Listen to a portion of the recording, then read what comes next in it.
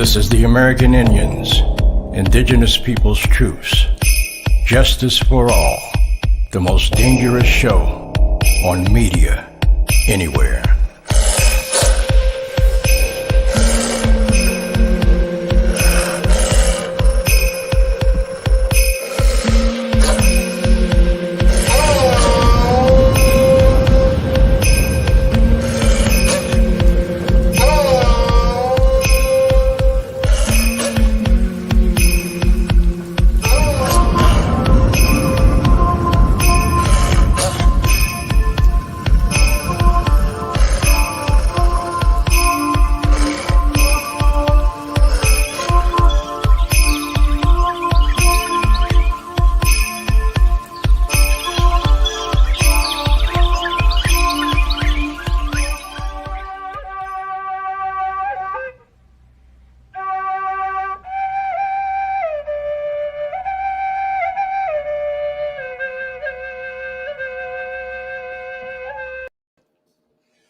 OCO and greetings. I am Jay Winter Nightwolf, the originator and host of the American Indian Indigenous Peoples Truths, Human Family Truths, Justice for All, the most dangerous broadcast on media anywhere.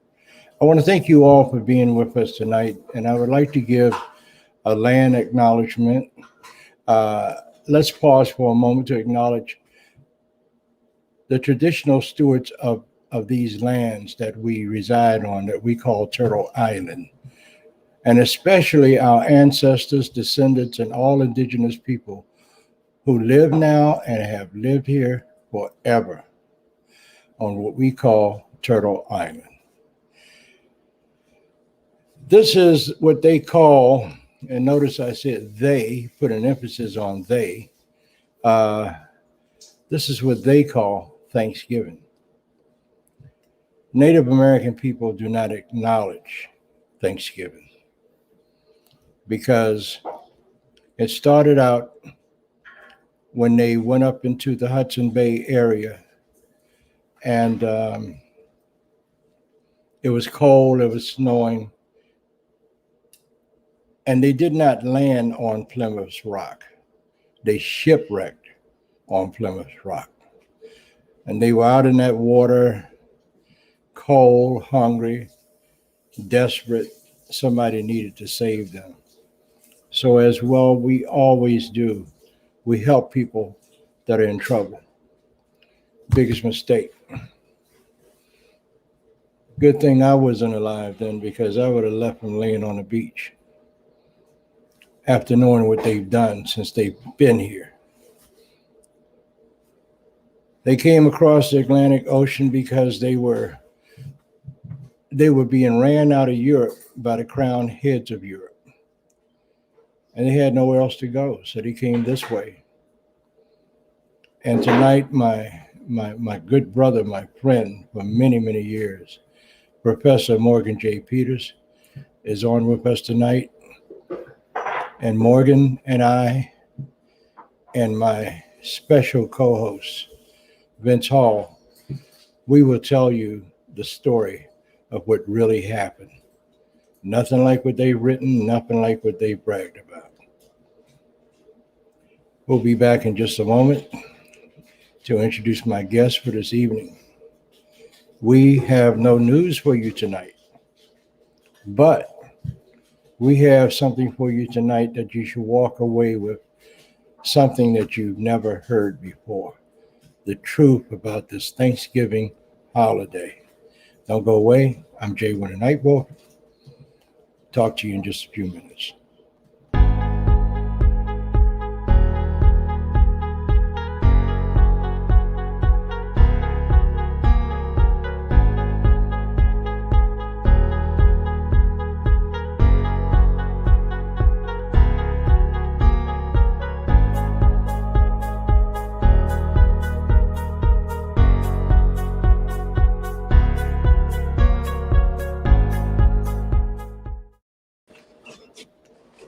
Welcome back to the most dangerous show on radio. Where's MWALIM? Are you there, MWALIM? There you go. I will tell all of you this, that I don't observe this Thanksgiving holiday.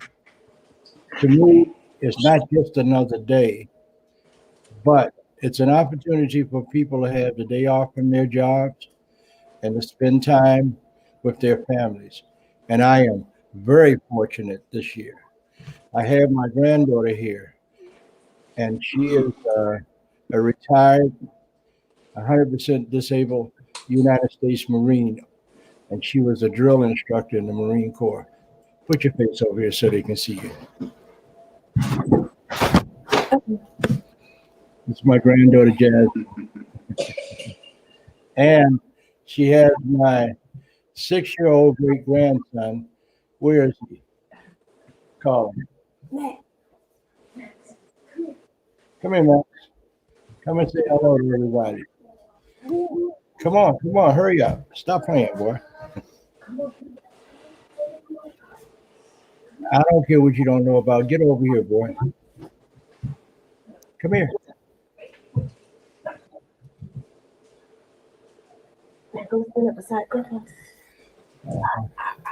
Look in the screen. See you? This is my grandson, Maximilian Christian Fleming. How you doing, Max? Okay. Thank you. You can go back and do what you're doing. Go back and get your computer. You mean my Your iPad. God. I also have with you my very good friend for many, many years, Professor Morgan J. Peters, University of Mass Dartmouth, and also known as Wampanoag, the funky professor. And the reason for that is because he has a band, and it's a funk band. Walim, how are you, brother? Doing well tonight, brother. How about yourself? Okay, and he's also a member of the Wampanoag Nation of Massachusetts. Also, the guy up there in the top right-hand corner is my co-host, Vincent Hall. Vince, how are you? He's also a retired Army, 100% disabled. How you doing this evening, Jay? You all right? I'm fine now that I see the two of you, and the three of us together. How you doing, Wale? All right, brother. How about yourself? I'm doing my best, thank you, sir. Oh, good. All right. And I think we got somebody else in the room. I think her name is Leslie Fry. Leslie, bring yourself in. Are you there, Leslie? I'm here. Hello, everyone. Hello, Leslie. Leslie is my executive producer of my television broadcast, Jay Winter Nightwolf Live. So how would we like to start this conversation off? I'm going to point at my brother, Walim. Tell us about this Thanksgiving lie they've been telling for years. Okay. So now wait, when I talk to you, should I face forward or should I do this? Yeah, this is very straight up Brady Bunch here.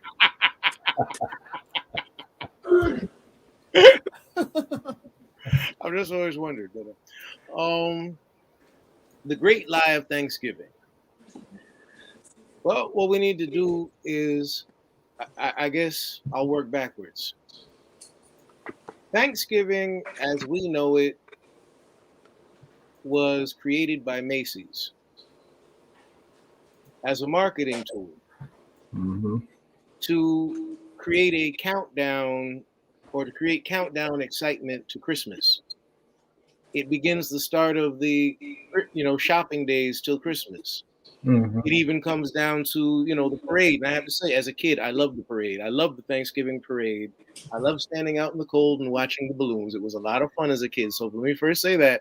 But we all know the parade, which takes you right down Broadway and ends right in front of Macy's and always ends up with Santa Claus at the end of the parade, was specifically designed to lead everybody right into Macy's and into Santa's Wonderland and into the toy department at Macy's. That's what the Thanksgiving parade was about. And what they did was falsified events of history to create, because what we have to also look at is the American society is based on commerce. America has no culture. America itself has no real history. It's all constructed, and it's largely constructed for the sake of commerce. So when we look at that, we look at the fact that, okay, the colonists, the invaders who'd set up their encampment in Plymouth, Massachusetts, in celebration of the harvest and making it through the last winter in the seasons, as part of their celebration, were firing off muskets. And about 90 Wampanoag men, hearing the muskets, went to investigate what was the disturbance. And when they came upon the encampment, they were fed, because what the encampment thought was, well, if we feed them, they won't be hostile. The fact of the matter was, folks weren't going to be hostile. They were just wondering, what's the shooting about? What's all the noise about? So that situation, which was, they were not invited to the feast. They were actually not even necessarily welcome to the feast. But that story constantly gets misrepresented as this was a shared feast and this was a thank you from the invaders for the Wampanoags helping them survive the winter. No, no such thing. That's a completely falsified story. The first recorded, sanctioned Thanksgiving that took place in Massachusetts was actually to celebrate the slaughter of Wampanoag, Pequot, and Nipmuc people. It was to celebrate victories in Metacomet, otherwise known as King Philip's War. It was to celebrate victories in the Pequot War. It was not, and so the first Thanksgiving was actually to celebrate the actual decimation of Northeast Woodland Native people.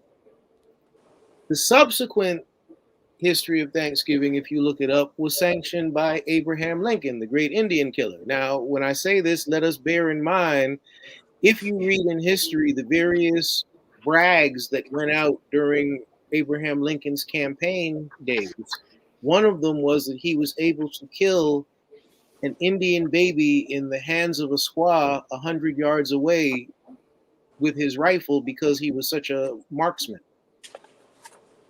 He built most of his campaign at that point on being an Indian killer. This is when he was running in Illinois. Along with this history, let us also remember he sanctioned the largest mass hanging in U.S. history, which was a hanging of Native men, women, and children. The celebration of Thanksgiving in that regard was tied to that. Those victories, the victories of white supremacy.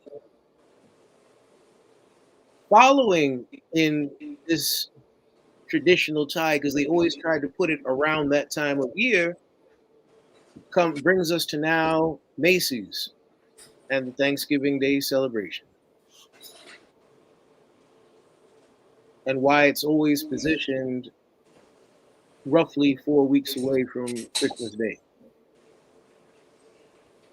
So that's our origin. But let's take it back to, it was celebrating slaughter. The first Thanksgiving was celebrating the fact that Metacomet's head was placed on a pike, and that pike spent 25 years in the middle of Plymouth's town square. That's right. That's what the first Thanksgiving was celebrating. It was celebrating the fact that Wampanoag and Nipmuc and Pequot and Narragansett people were captured and sold into slavery in Bermuda and in North Africa, or sold and sold into slavery even in the UK. This is what the first Thanksgiving was a celebration of, as sanctioned by the governor of Massachusetts. Yeah. In fact, as depicted by the hopefully outgoing state seal, which depicts a native man with a sword poised over his head. Many people say that this is a depiction of what happened to Metacomet. which has been the Massachusetts state seal. And to tell you how long the fight goes back, my uncle Slow Turtle started that fight. And he's been among the ancestors since the 90s. Yeah. And I will tell you this too, Walim. This started way before they actually found their way across the Atlantic Ocean. It started in the 1450s Yes, sir. in the Vatican, Rome, the place that is called the head of the Catholic Church. They decided when they saw all of their white European brothers wanting to hit the waters and find other places. And when they saw them traveling and desirous of doing things that were great, the priests of the Roman Catholic Church issued a Catholic edict or an order called the Papal Bulls. And those Papal Bulls merely stated that if you European, you white people go anywhere in the world, and you have the right to go anywhere in the world. And if you find people that don't look like you, act like you, agree with you, think like you, and refuse to convert to Roman Catholicism, you have the divine right, sanctioned from the Roman Catholic Church, to either subdue them, which means enslave them, or kill them. And anything and everything that they have that you are desirous of or you want, you got the blessings of the Roman Catholic Church to take it from them. As long as you give 10% of the value of what you take back to the Roman Catholic Church. So racism started way beyond the visit of the first Europeans that invaded us. Oh, yeah. And then, of course, there was the subsequent improvement. Because previous to being under the Vatican is what determined whether or not you were a human being. The concept of whiteness is then introduced in the early 1600s. And the concept of whiteness is introduced in the UK and introduced in Germany. And subsequently, this concept of whiteness is then supported by a false science called eugenics. You okay, big bro? Fine, you're fine. Okay. All right. Okay. I have a question about this. I wanted to understand the psychology of privilege and the psychology of believing that you are better than other people. Where did that concept come from? Because I understand that everything that, our country, our place here on Turtle Island, when they came here and they claimed this land as their own land, even though there were other occupants here, understand that these people were considered to be renegades, fugitives. This was a penal colony, basically. Mm-hmm. And so was places like Australia. So my thing is, where did this concept of white is better and this is mine and I'm going to claim it despite the fact that you're here and you are inferior to me as a white person, where did this come from? It's interesting because when you look at history, it's a spiraling effect. Because what we have to do is let's wind back. And if we wind back to that period, the people that we now see as white, most of whom were not considered white at that point. That's right. If you were white, you were from Germany or from England. And by convenient extension, it was then given to people from Scotland. But initially, unless you could trace your line back to the Saxons or the Anglo-Saxons, you were not white. It was a Germanic concept. Now, part of this concept, we also have to look at the rise of the Prussian Empire, which ironically only happened because of Moorish involvement. Yeah.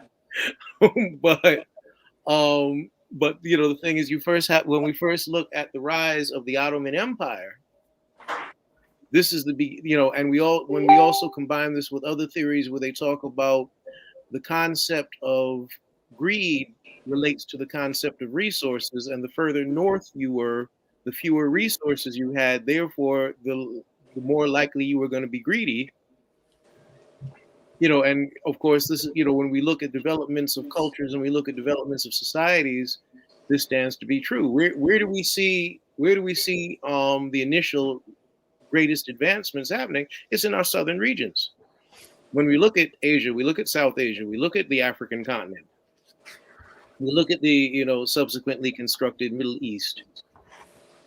These were lands of plenty. So therefore, the concept of greed, the concept of conquest was not to the same extent as, say, somebody who only has a planting season, perhaps that runs from April to, so that is one of the theories behind it. And of course, when we then look at, when we go back in history and look at who were the people who were raiding and pillaging, first we think of Vikings, we think of all the people who are coming from that Ottoman Prussian region.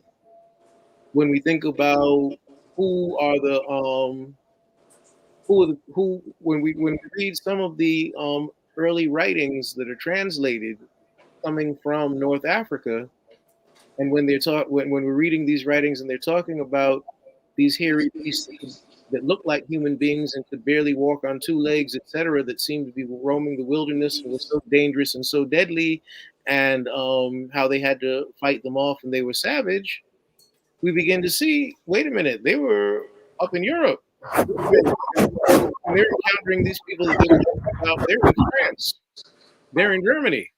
So you realize these savages that are being described in these writings are the same people we're dealing with now. So just I want to clarify for a lot of people, and people don't want to use the concept of being white and that being better. Understand too that when people came here to the U.S. Before the 1600s, people were classified by financial means. It was have and have nots. So anybody coming here from other countries like Germany and such, they were sold into servitude, and they were working hand in hand with free blacks, people coming that were free, willing people that came from Africa, that came here just for an opportunity, people who came from Canada that were black. Everybody worked together. It was either you had money or you did not have money. This is why there was such an intermingling mixture of intersectionality between European, Native American, and black at that time. The concept of them being white being the right and white being better came in the 1700s, and then of course subsequently during the transatlantic slave trade. Mm-hmm. But understand that people that came from Ireland, people who came from Italy, they were considered less than and also in the same classification as black people until they started changing that terminology. So when these people came here, that's what they were considered. Often you would see people that were Irish working alongside people who were black, free people of color, or people who were enslaved. They were either indentured, Irish people or whatever. So there's a lot of intermingling of that. A lot of us have Irish heritage based on that intersectionality. Mm-hmm. So people have to understand that it started becoming a concept even in our senses. And you can see that that we suffered a genocide in our senses, basically, because white is the one thing that stayed the same throughout the census from the 1600. It did not change or deviate. Anybody that was of color, mulatto, mestizo, anything like that, that started changing to eventually black. And then it became an issue of skin color. If you look black, you were then identified as black. Yeah, this is true. Now, it's funny you bring up the census because the designation of who was white every decade shifts. In 1990, North Africans were designated white. And so were Asians, by the way. Yes. So were Asians. In 1990. Well, no, only certain parts of Asia. Certain parts. Southeast Asia, no. No, but like if you were from Japan, yes. You could consider yourself white. By the year 2000, that was when they introduced such a concept of white Hispanic. Now, we could go into a whole nother discussion on that. But what happens is every time the pool of what were white people shrinks, what they do is they then just expand the definition. it's an interesting game that they play. Because no, exactly like you said, there's a wonderful book out called "How the Irish Became White," Yeah, yeah. and I was listening to a lecture the other day when they said the only people who actually benefited from the civil rights movement were Jews, because they won whiteness with their participation. And, that floored me for a second, but then I thought about it and was like, actually, that was an Mhm. on-point call. Yeah. Yeah, point on, point on. And something else that we need to consider too is there's never been anybody on the face of the earth that have come to Turtle Island or the United States that has been discriminated against. And a prime example of that, the Chinese Exclusion Act. And next week, we're going to have a guest on here. Her name is Moy Ing. She's Chinese, but she's also one of the greatest female jazz singers I've heard since Nancy Wilson, Nina Simone, and Sarah Vaughan. I'm now I'm going to really date my stuff myself. Ella Fitzgerald and Dakota Staten. She's going to be a guest on this broadcast next week. And I asked her when I've had the opportunity to sit and talk with her in person. I asked her, I said, "You're very successful in what you're doing." She said, "Yes, I am." She says, "I'm very blessed." I said, "But I've never heard a voice like this before coming out of somebody that looked like you." She said, "Yeah." She said, "Well, do you know who my hero has always been?" I said, "No." She said, "Aretha Franklin." I said, "Wow, I can hear it." So she's going to be guest here. And I asked her, I said, "Moy, would you be embarrassed or would you feel as though you couldn't talk about the Chinese Exclusion Act?" She said, "Jay, I've been wanting to talk about that for years. Nobody ever asked me about that." And then I saw a tear drop from her eye. She said, "That's my family story." She said, "Back then in the 1800s, our families had businesses and and we were living good. We were trying to make our way. But as it happens, they always concentrate on taking from us." She said, "Just like they did the Japanese.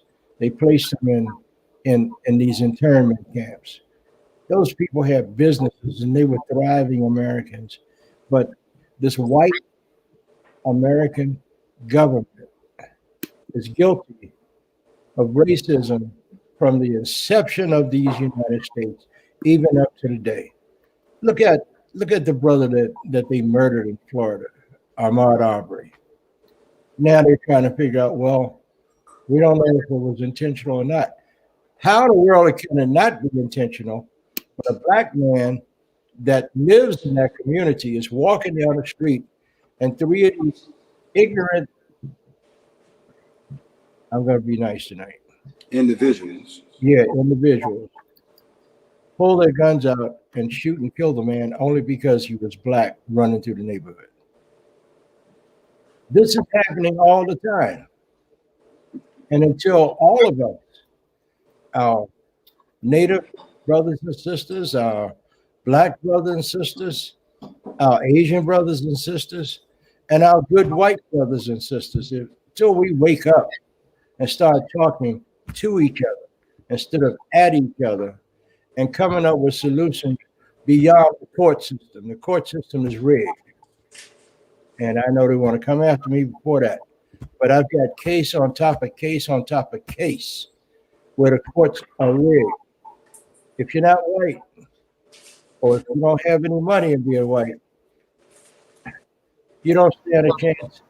You have a better chance of being a snowball in hell than what you have here in the United States of America. I wanted to actually bring up Curtis's comment here. Keep in mind, we have to also get out of the narrative of thinking Europe means white Africa means black, because No. a lot of these Irish people were actually melanated.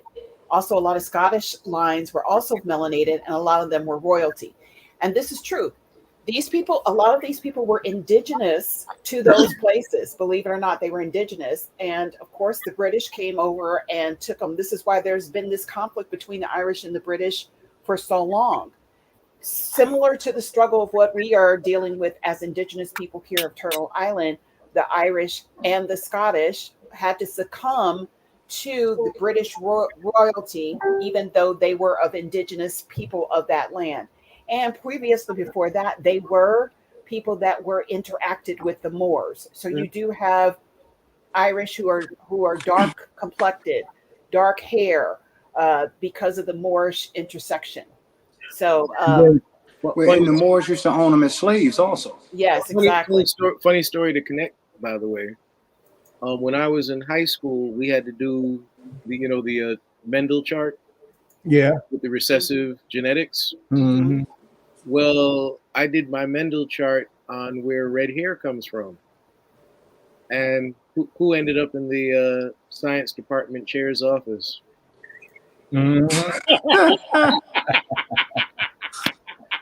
But Europe had their own indigenous people. They were called the Sami people. Yes. Yes. Yes.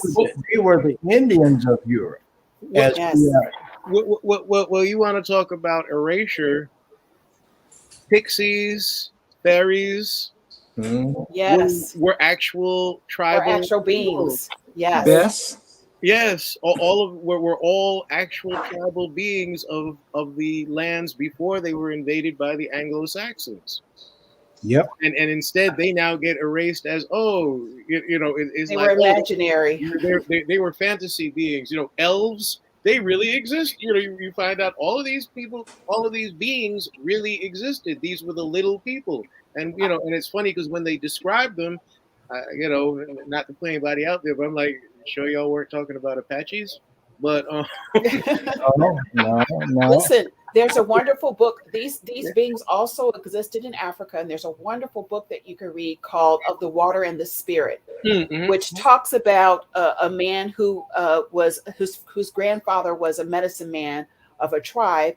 He was in line to inherit that, and he was captured and taken to a Jesuit school. And he walked all the way from a Jesuit school in a whole different city and country, not country, but different area that he was, to put on the mantle of being the medicine man of his tribe.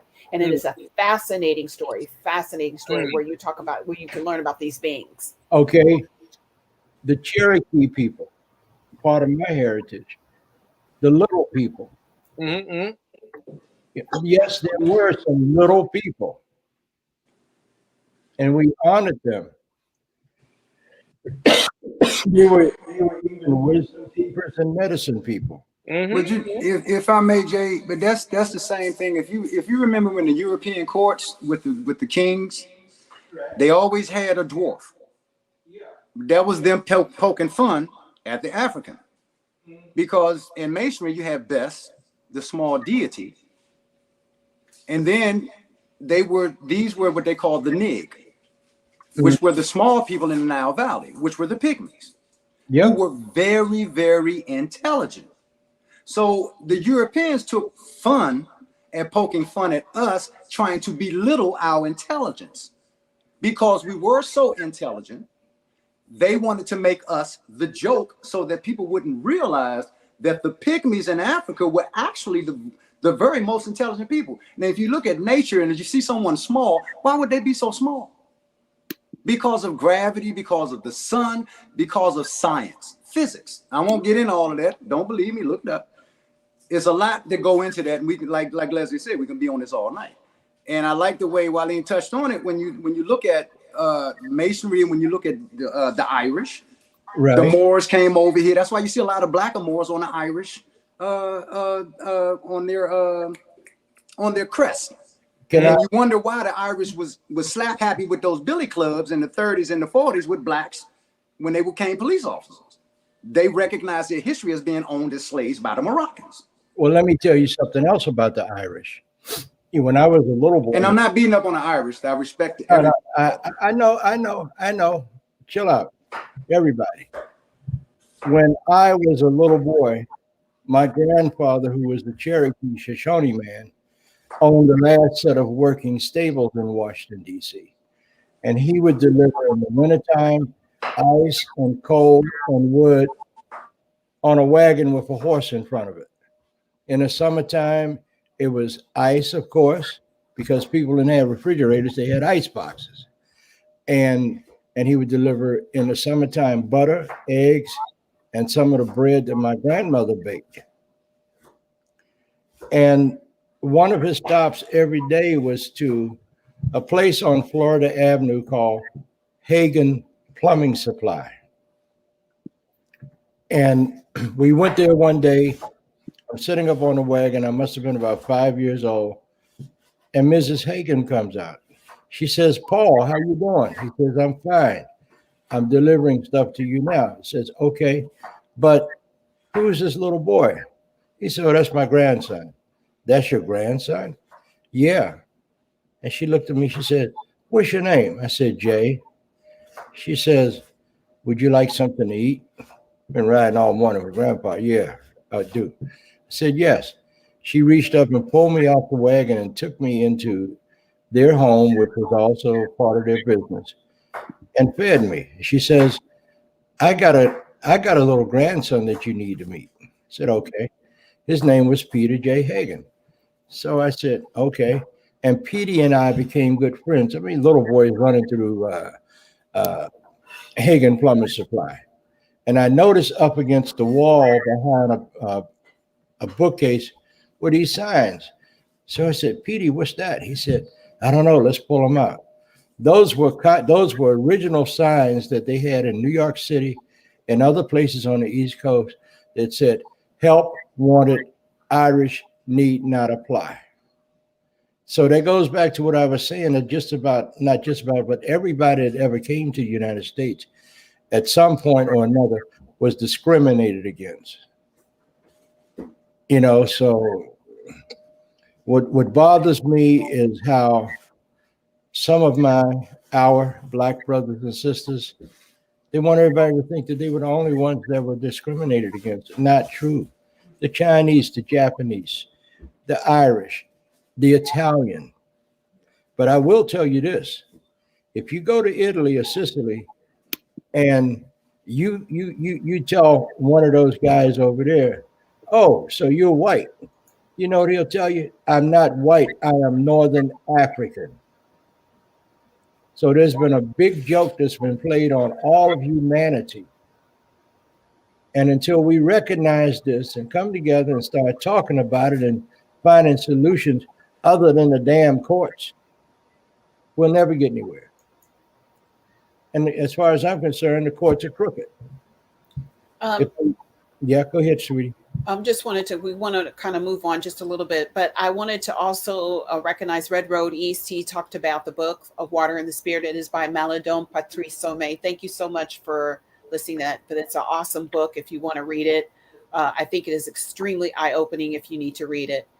Hello, Kwame's son Horace. He's talking about the Chinese coming here to America in 1421. Yes, we have found new evidence of this. The Chinese were also seafaring people who thinks that only Italians named Columbus could get in a ship and come here. Oh, they came here before Columbus was even a thought. Yes. So the Chinese actually here, there's actual evidence shown of them, of Chinese symbols written in rocks in some indigenous areas where they came there to visit.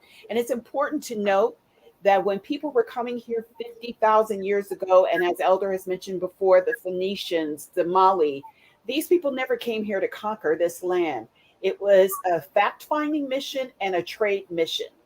So understand that these people never came here to conquer. They left something and they took something, but it was not slaves. It was not lives. It wasn't anything like that. It was an exchange of ideas, information, items. Trade mission. And international trade. And international trade, exactly. Exchange of ideas. You were saying something earlier, and I think a lot of people don't realize it. You were talking About how it becomes white, or how they decide to take what they want. But a lot of people don't realize, if you look at the English, like you were mentioning earlier, the Anglo-Saxons, they're really not English. Just by the name, Angles. It's a Germanic tribe. They're In the German. English language just means pertaining to. So you're looking at a Germanic tribe that migrated to another place, but am I not who my father is? So you're claiming to be European, well, not just European, let me rephrase that. You're claiming to be English. You're accurate in your, here within the lie lies the truth. You're not necessarily an English person. You're a Germanic tribe that migrated. So you wouldn't be considered an English person. You would be considered a person of the tribe of Angles, which takes you back to Germany, which also gives you a certain relevance to the Greeks in your national origin story of mythology. But they have similar mythological stories. And then when you look at the Greeks, they ain't do nothing but take the Sumerian culture and put it and flip it and give you your Bible back to you. That's right. From a white perspective. And that's not a racial statement. I'm just saying they took someone else's culture and claimed it as their own and then gave it back to you as your own story, but changed your complexion. And then I'm just going to say, and then we want to look at it as the mothership connection. Let's look at the royal family. Ooh. Let us look at the fact that once Queen Elizabeth and Prince Charles pass, Prince Charles's son is going to be the first actually English monarch, to sit on the throne, because up until now they've all been German. And to make the tie together even bigger, Elizabeth's husband is Greek. Like, as you just mentioned, that whole, so it's like all, and now, now to throw some extra shade in the water, let's talk about Queen Elizabeth's great grandmother. Yep. And if you look back in some of the pictures of Queen Elizabeth when she first sat on the monarch of England before all the plastic surgery, she had this big wide nose. You know where that came from, though. Yeah, no, Couldn't clot. yeah. They couldn't clot. So they had to mix with us because they couldn't clot. Bottom line, it was genetics. Well, They let's couldn't also stop the bleeding. let's also talk about the fact that intersectionality between blacks and people of color and what we call the English monarchy runs very deep. This even extends to Austria. It extends to some of the Germanic tribes. They just basically whitewashed it out.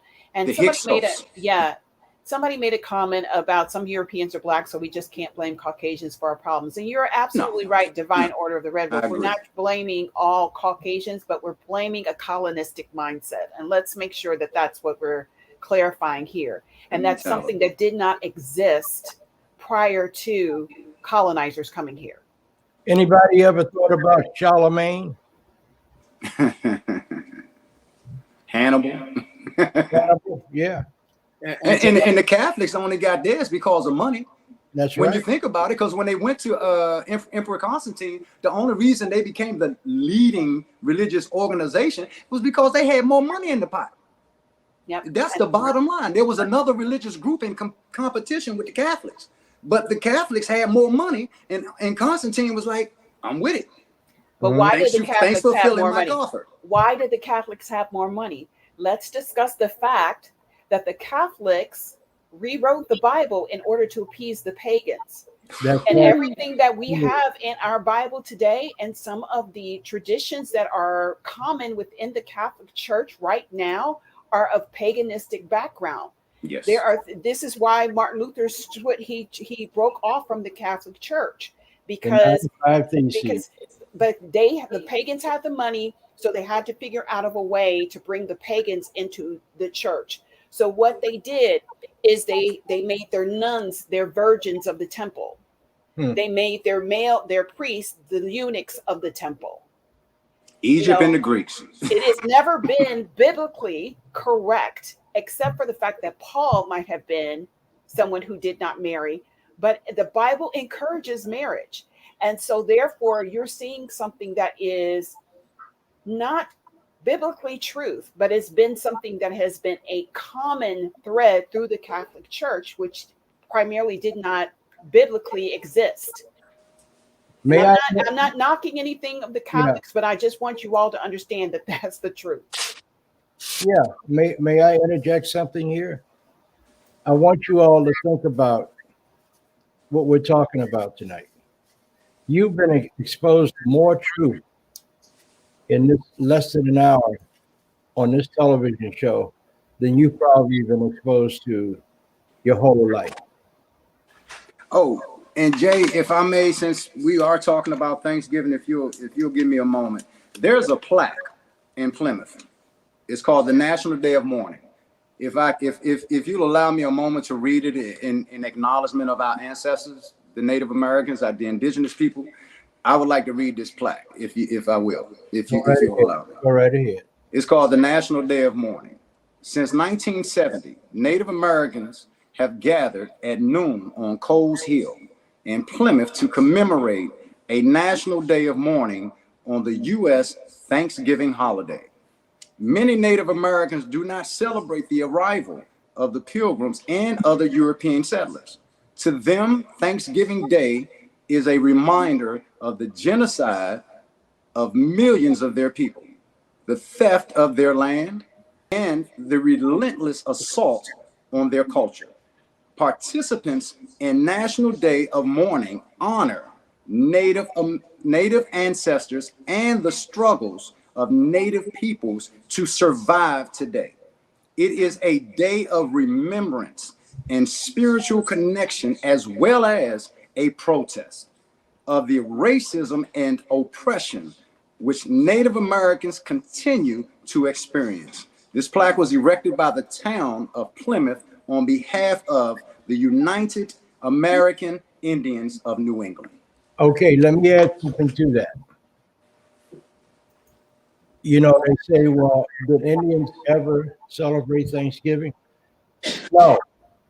But if you go to the Mohawks, the Oneidas, you go to the Six Nations in New York, they have always taught their children that when they come to class, you say the Thanksgiving prayer. And that prayer is not about the turkey or the dressing or the cranberries. It's about thanking the Creator for everything that we have that was given to us by the Creator. So yes, we had Thanksgiving long before they even got lost at sea and wandered over here and started all this mess. Wampanoag, I see you shaking your head. Come on, and say something. Say it. It becomes what I see is sort of like it's fashionable now to abandon holiday. And it's very much along the lines of what you said at the beginning of the broadcast. Anything that brings families together, anything that brings the generations all together in one room, at one table, to sit and have conversation, to sit and enjoy each other's company, is a good thing. When it becomes a problem is when you listen to the people sit and talk about the Pilgrims surviving their winter. And you know that's when you want to throw the meal on the floor and hit somebody. But, you know, and you know, and nothing like being in a black or brown person's home who's going to do that. You know. Yeah. Yeah. Can I ask this a question?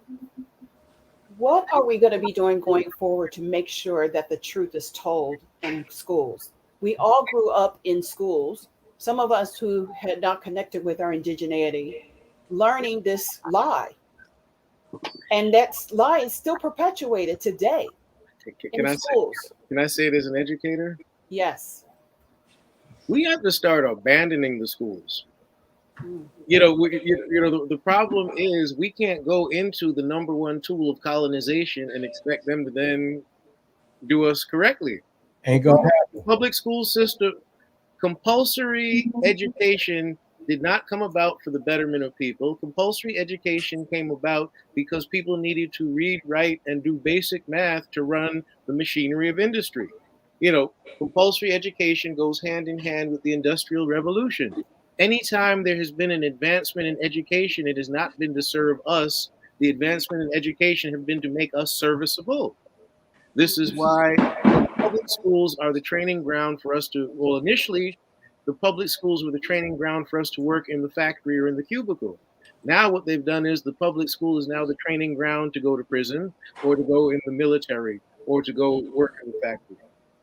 This is something that I point out to my students constantly. When the ones who went to public school all sat in rows, they learned to respond to bells. They had, the school day is aligned with the work day, the lunchtime, and all that. And then I talk to my kids who go to the private schools, who go to the academies, etc. Their classroom sizes were much smaller. They sat in a circle. Why? They're being prepared to sit at the boardroom table. Absolutely. And we're being taught to sit in the row. So looking at that, the problem is the community involvement in our education was, the community involvement in our education and development was much more than just the time we spent in school. So we need to somehow revisit and reinvent, how do we augment that possibility? How do those of us who have those resources and can teach our children, how do we then spread it out to teach the children whose parents might not be able to do that? And how do we get out of, the colonialist system? In February, out here on the Cape, I do a presentation called Curating Your Child's Education. And it's totally about, 150 years of best practices. And it's totally about how do you navigate a racist system designed for you to fail? So moving forward, at least my answer to the thing of moving forward is we need to stop worrying about the public schools. Let the public schools do what they do, give us the basics. But in order for our actual development and advancement, that's not going to happen. No. The same way that the public schools are not going to teach us how to start businesses. They're going to teach us how to get a job, but it's not going to teach us how to start a business. It's not going to teach us how to, so therefore there's so many deficiencies in terms of how the public school, that's definitely not one that they're going to even try to put on the plate properly. One of the things that we need to consider is we need to consider starting our own schools. Exactly. Okay. And there's been so much success with us starting our own schools. Mm-hmm. We can make things happen. We can decolonize our children's minds and then give them what they really need to be successful in life. Not just to serve some master that you work 9 to 5 for. I just saw a statement on from Frank King. Can you pull that one back up for me? In order to decolonize, you must first apostatize and return to your original tribal root. I agree. Absolutely, Frank. Love you, bro. Facts. Frank is a Lakota from South Dakota. Divine Order of the Red Wolf, you had a question for Elder Nightwolf. You want to put it in the chat, go ahead and I'll pull it up. See, I like what Wampanoag was saying about the education. I had someone pose a question to me in a lodge once. And he said, imagine if, when we went to Sunday school as children, instead of teaching us an interpretation of the scriptures, what if they taught us Hebrew? We would not need an interpretation. Well, that's a great concept. As someone who has studied theology, we did not study the Bible per se. It was used as a reference, but we studied the Greek, the Hebrew, and the Aramaic. There you go. Because those language are very rich. What we have the English language is very limited. It only is what it is. But if you speak Hebrew, if you speak Greek or whatever, it has a meaning, which means that God and the concept of God is much more than the pages that are written in that Bible. And let's talk about the fact that the Bible that we know as the King James Bible is not the full Bible. No. Your best No. way to study is to learn the Aramaic, the Greek, read the Torah, and yes, read the Quran. This is where you get a better concept of who God is, a Yes. well-rounded concept of who God is. Yes. But the Bible per se, don't take it for face value because it is not the correct Bible. And then you got the Gutenberg, Well, the yeah, oldest, and then you got well, anyway. we could That's- get into that's- that. We could definitely It's get into cool. that, but understand we have to understand the concept of King James and who created that Bible that we are reading, and what he wrote in that Bible, And what he didn't and let what in. and what he didn't I- let in, and I what have- he didn't let in. I have a pop quiz for you. Let's hear it. What language was the first King James Bible in the colonies published in? In the colonies. That's a good question. German. Nope. Would it Old English, Latin? Nope. Oh man. What was it written in? I'm First curious. Colony Bible. The first Bible to be printed in the colonies was written in Wampanoag. Oh wow. Printing press was recently discovered at Harvard because remember, the present day HUNAP program, Harvard University Native American program, grew out of the Indian school, which was part of the seminary that later became Harvard University. And of course, Harvard was instrumental in the conversion That was my that was gonna be my question. of the Wampanoag, the quote unquote praying Indians. Mm-hmm. So the Bible was phonetically written in Wampanoag, and they recently found the printing press. Now would that have something to do with the Jesuits? No, Jesuits were Nope. different. Jesuits are a different They story. did their own little thing. Now with the Jesuits, you want to talk about the mass slaughters that took place in the late 1600s, and along with the laws that outlawed Indians from entering the city of Boston. The mercenaries who did most of the slaughtering were Jesuit. It is not by accident that Boston College is located in Chestnut Hill. Okay. We've run out of time, and We could definitely stay on this mountain for a very long time. Oh yeah. Okay. Well. And I think we need to continue it at some point. Oh, absolutely. You got so many people that have written in and want to know this and want to know that, and yes, they should.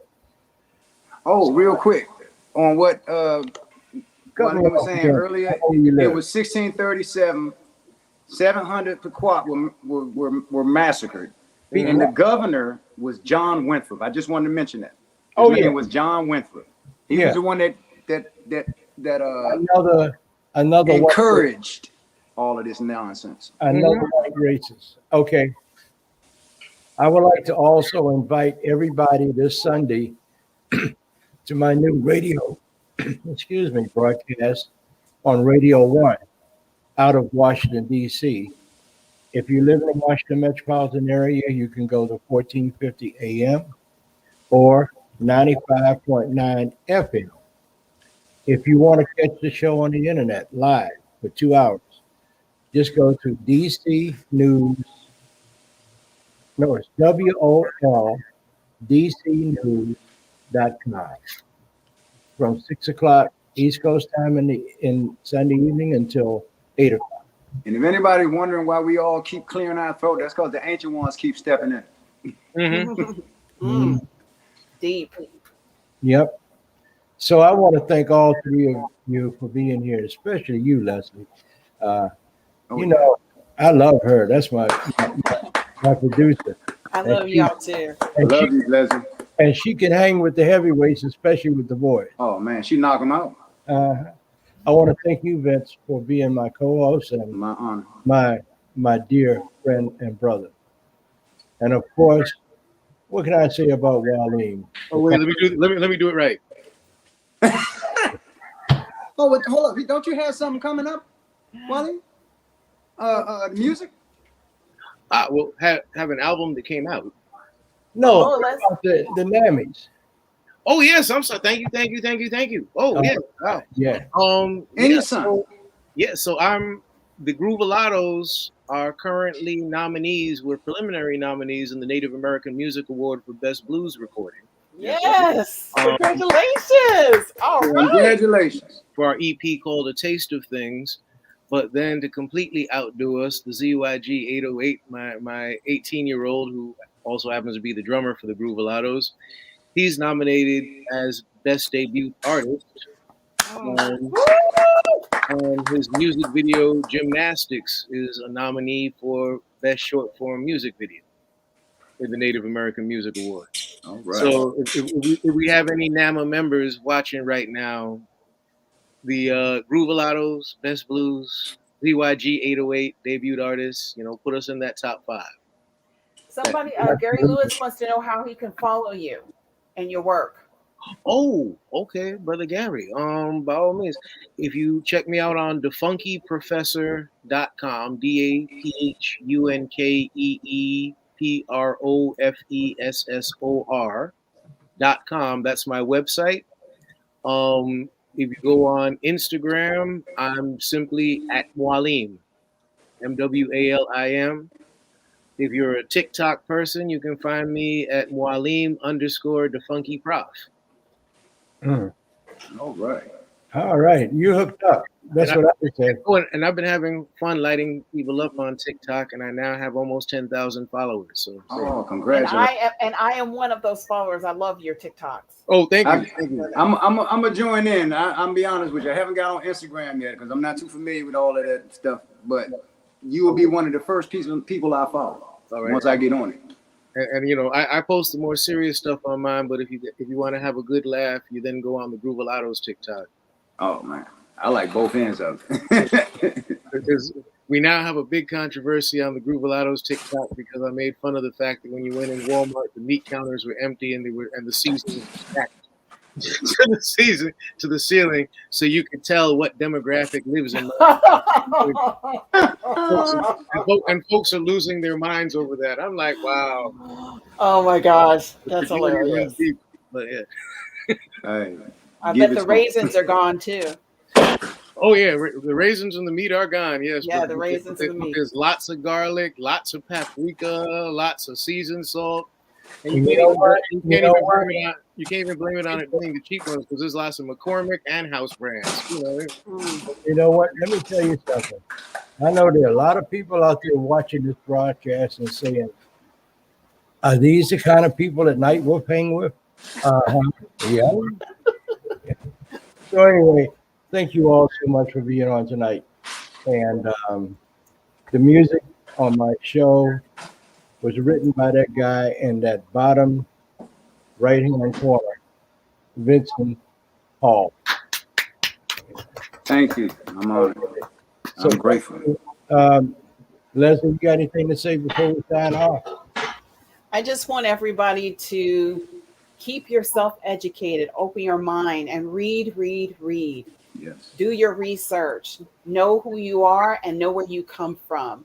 Don't let anybody identify you as something. Know who you are and stick to that. Okay. I got one thing to say to all of our young brothers out there that are hanging on the corners and not making any sense of what they're doing.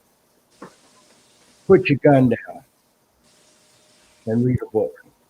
You need to find out who you are.